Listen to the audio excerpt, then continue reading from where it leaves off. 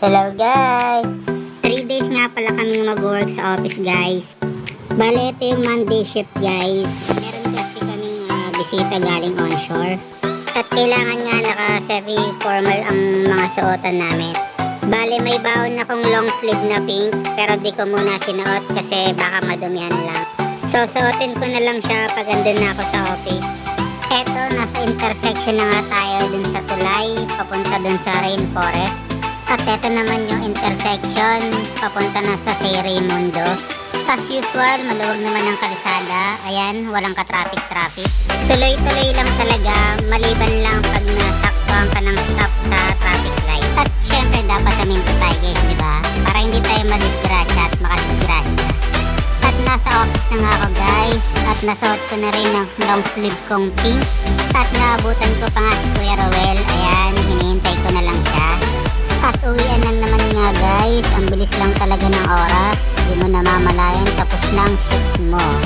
At ito nga, muntik ko pang makalimutang isara ang box ko sa likod, ayan.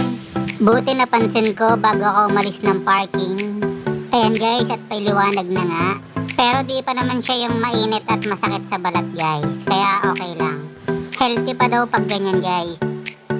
At naabutan nga tayo ng stop sa part na to.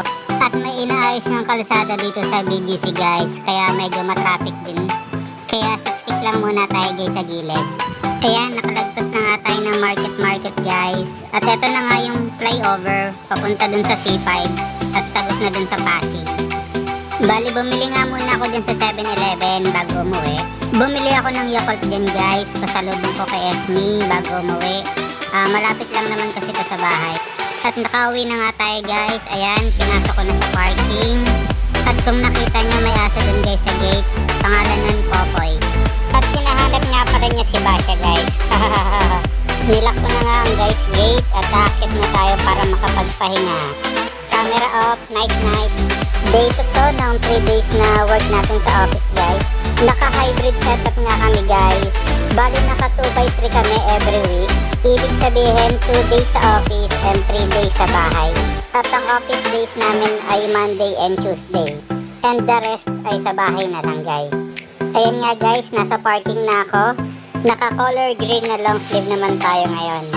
With matching maong na pants at white na shoes guys. Kaya naglalakad na nga ako dyan guys, papuntang elevator. Dahil malayo din yung parking slot ko papuntang elevator. Mga 2 minutes na lakaran din siguro guys. Mahalaga din bawat minuto dito sa amin guys. Dahil pag na-late ka ng 1 minute guys, ang shift mo is after 30 minutes na. Example, 9 pasok mo, na-late ka ng 1 minute, 9:30 na ang pasok mo. Malilate na nga, nagsasalamin pa.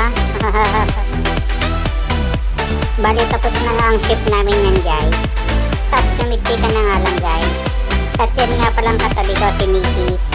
Ayan guys, nasa elevator na nga tayo at pababa na tayo sa basement 1. Dahil dun ang ating parking slot guys. Maraming parking slot dito guys sa office. Ang pagkakaalam ko abot pa to hanggang sa 5th floor guys. At ito guys, ayan, outfit check pa rin tayo. Ayan, kung saan na lang tinututok ang camera guys. Di na alam kung saan itatapat. At nag-iisa na nga lang ang snipe ko dyan guys. Ayan, nalulungkot na siya. Medyo late na rin kasi tayo nakauwi guys. 7:30 na yata to. 6 talaga ang out ko guys. Naghabol pa ata ako ng productivity dyan guys. Eto, nakauwi na nga ulit ako guys. At ayan nga si Esme. Ang laki na ng tiyan. Lumalaki na rin si baby. 4 months mahigit na rin kasi si baby guys. Kaya ganyan na siya kalaki. Sa wakas, ito na yung day 3 ng 3 days working sa office guys. 2 days lang talagang work namin sa office guys. But this time kasi may bisita kami. So ginawa nilang 3 days. Pero okay lang guys. Dahil yung previous week nito, 1 day lang kami pumasok. Bali na offset lang talaga siya guys. 1 time lang previous week, then 3 times ngayong week. Ayan guys, uwian na naman. Sa wakas tapos na ang 3 days sa office. Kaya na nga si Kuya Rowel at lumapit sa akin. Tinatanong kung pinapainit ko ba muna yung motor ko bago umalis. Oo naman, pero saglit lang. Nakalabas na nga kami ng parking ni Kuya Ruel. Bali 10 na nga to ng umaga guys. Kumain pa kami niyan after shift. Kasama yung iba naming mga ka-team. At ayan guys, nakauwi na nga ulit tayo. Ayan, bumaba lang ako dyan guys para buksan yung gate. Ayaw kasi buksan ni Popoy. Ayan oh, masama pa nga tingin ni Popoy. Ayaw magpadaan.